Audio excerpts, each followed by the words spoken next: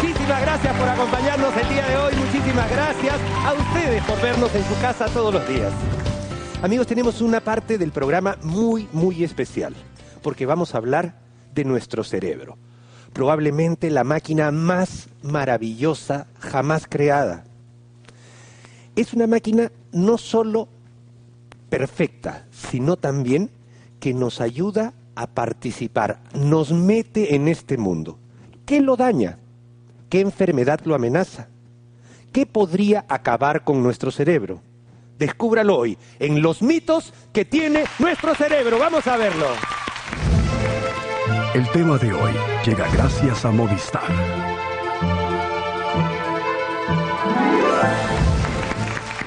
Muchísimas gracias, amigos. Y para hablar de nuestro protagonista el día de hoy, el doctor Martín Gavidia, médico neurólogo de la Clínica Angloamericana. Adelante, Martín. ¿Cómo estás? Bienvenido, muchísimas gracias. Muchas gracias, un placer. De igual manera.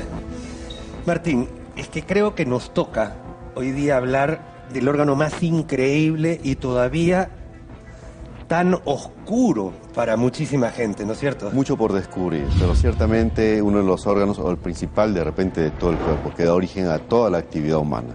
Lo que tenemos que hacer es vamos a desmembrar un poquito lo que podamos saber, lo que podamos descubrir con usted de nuestro protagonista el día de hoy. Acompáñame, por favor, Martín, vamos a verlo. Me esperas un segundito porque vamos a sacar acá un cerebro humano de verdad. Y en realidad, ¿cuántas veces hemos dicho esto? Porque identificarlo de esa manera es que hasta da respeto, da una cosa muy especial llevar un cerebro humano en nuestras manos. Exacto. Ahora, Martín, el cerebro está cubierto y protegido por estos huesos que han sido separados, ¿de acuerdo? Pero toda esta caja maravillosa también protege a este tejido cerebral, ¿no es cierto? Los datos desde que nacemos, todo está almacenado en el cerebro. Acá está todo. Y acá vamos a ir tratando de romper algunos mitos que tenemos sobre el cerebro, ¿de acuerdo? Excelente. Acompáñame, por favor, Martín. Vamos a ver el primer mito. Adelante, señor director. ¿El cerebro no siente dolor? Qué pregunta, ¿no? ¿Verdadero o falso? ¿Me podrías decir? Es verdadero.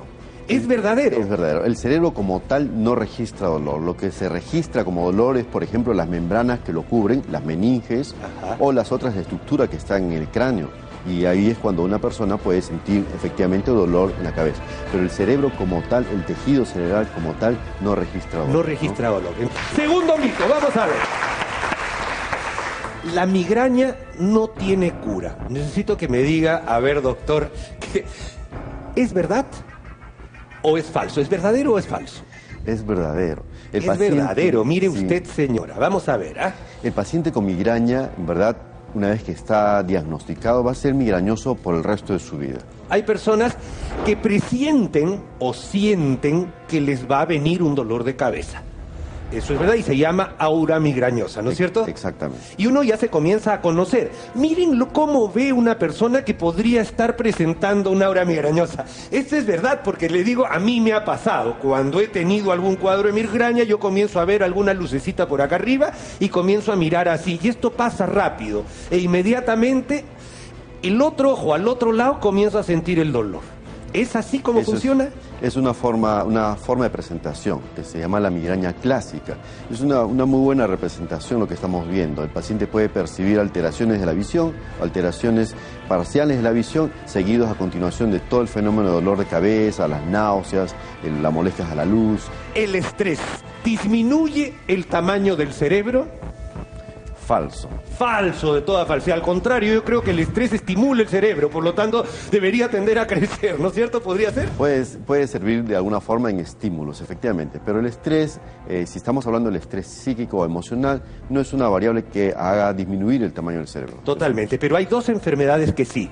Y las tenemos acá porque nosotros queremos que usted, señora, sepa qué enfermedades hacen que el tamaño del cerebro disminuya. Efectivamente, el Alzheimer, y el Parkinson. Son dos enfermedades que atrofian el tejido cerebral de alguna forma. Así es. Son dos enfermedades de tipo degenerativa, ¿no? Uno afecta más funciones intelectuales de la memoria al principio, como la enfermedad de Alzheimer, y el otro afecta más al principio funciones motoras, produce temblor, rigidez, torpeza motora.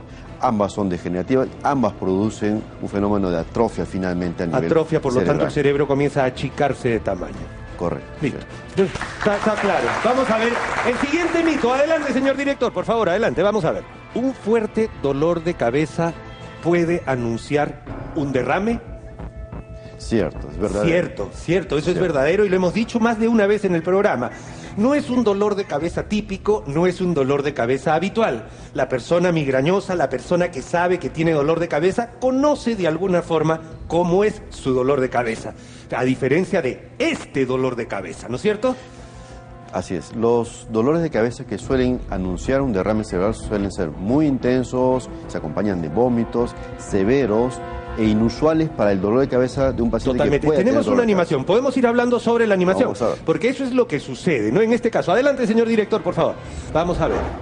En este caso tenemos, por ejemplo, la cantidad de vascularización que llega hasta ahí arriba, y acá vamos a ver un pequeño defecto, que es una malformación arterial, en este caso, lo que podría ser un aneurisma, que mire, simplemente se ha vencido el vaso sanguíneo y ¡pum!, revienta. Llega a romperse. Y exacto. llega a romperse. Ahí es cuando se produce el fenómeno del dolor de cabeza, porque la sangre que se sale produce una situación irritativa severa a nivel de meninges y de todo el cerebro. Tenemos acá, Martín, tenemos para graficar lo que podría tratarse de una zona de derrame. Y tenemos otro espécimen. En este caso, ha habido una ruptura de un vaso sanguíneo y esto hace que el cerebro se hinche, choca contra los huesos del cráneo y causa lo que se llama el síndrome de hipertensión endocraniana, ¿no es cierto? Porque no tiene por dónde avanzar. Si no es porque se rompe una arteria, si no es porque uno tiene un problema en la coagulación, es porque hay causas traumáticas también, o anomalías vasculares congénitas que se pueden romper en algún momento de la vida, especialmente durante un esfuerzo físico. Entonces, cualquiera de estas condiciones puede llevar a una hemorragia cerebral, cuya manifestación inicial puede ser una cefalea, un dolor de cabeza severo. Severo.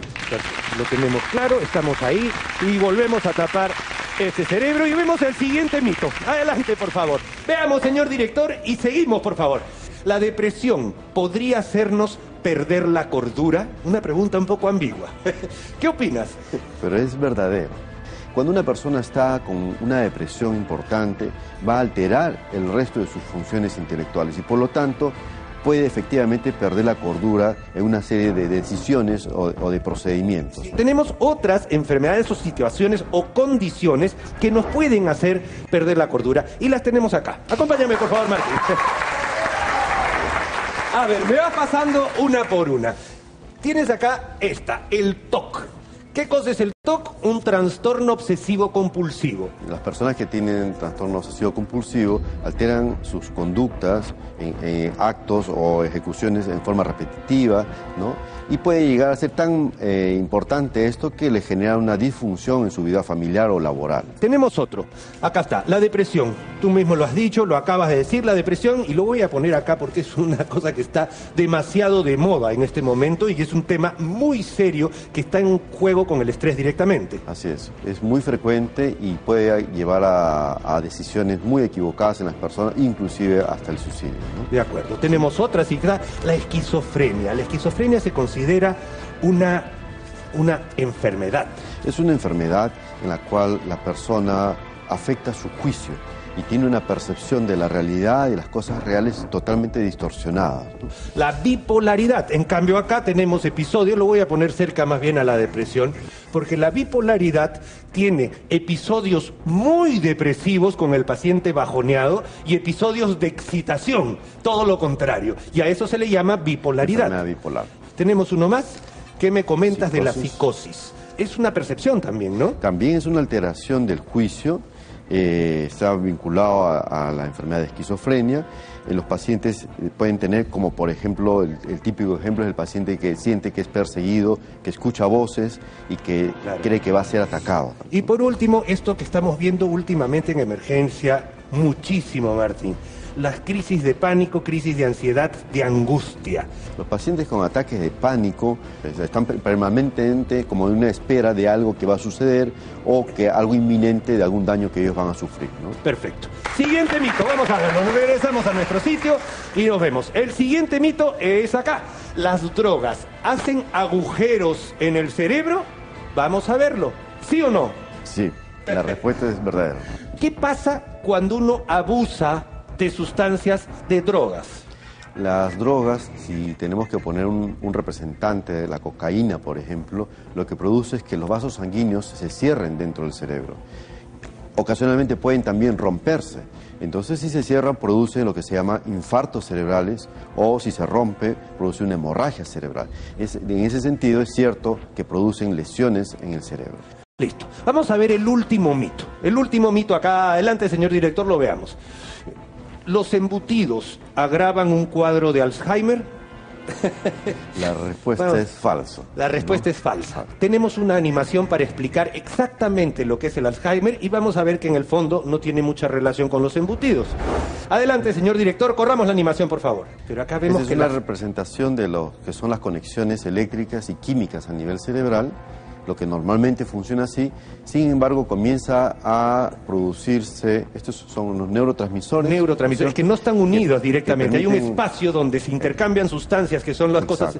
Entre neuronas o con receptores, ¿no es cierto? Y esto permite, en concreto, en el tema, por ejemplo, de enfermedad de Alzheimer, el funcionamiento de la memoria. Pero en enfermedad de Alzheimer, ¿qué sucede? Comienza a haber depósito de ciertas sustancias y destrucción de la estructura, de la arquitectura de las neuronas. Eso quiere decir atrofia cerebral. Lo más importante en estos casos es prevenir todo aquello que produzca lesión al sistema nervioso, al cerebro. Es decir, si soy hipertenso tengo que estar muy bien controlado, si soy diabético, si tengo el colesterol alto, no fumar, tener actividad física y una dieta sana. Si uno hace todo esto es posible que conserve lo mejor posible su sistema nervioso. Muchísimas gracias. Hemos estudiado nuestro protagonista de hoy, el cerebro. Y gracias, regresamos enseguida.